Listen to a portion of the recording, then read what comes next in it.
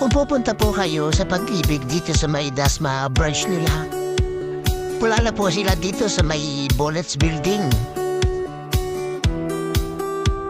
Dito na po sila lumipat sa may Robinson Palapala. Dahil sa mga ginagawang kalsada po, napakatindi ng traffic dito. Kaya maglaan kayo ng maraming oras kung pupunta kayo ng Pag-ibig. Dito lang sila sa ground floor ng Robinson. Hanapin niyo lang po ang handyman. Nasa gilid lang po siya ng handyman at katapat siya ng Goldilocks.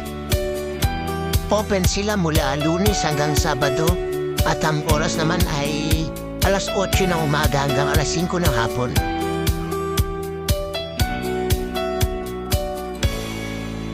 At yung may mga kasama po dyan ay pwede naman sila maghintay dyan sa gilid. Nakita niyo't may upuan naman na nakahanda. Lagi po magtatanong muna kayo sa gwardiya bago kayo pumasok sa loob para ma-assist kayo na maayos. Paki-share na lang po sana itong video na to para marami makaalam. Kasi masasayang lang yung pamasahe nila, oras tsaka pagod pagpunta nila doon sa lumang location ng Pag-ibig. Ayun lang po at maraming salamat sa inyo.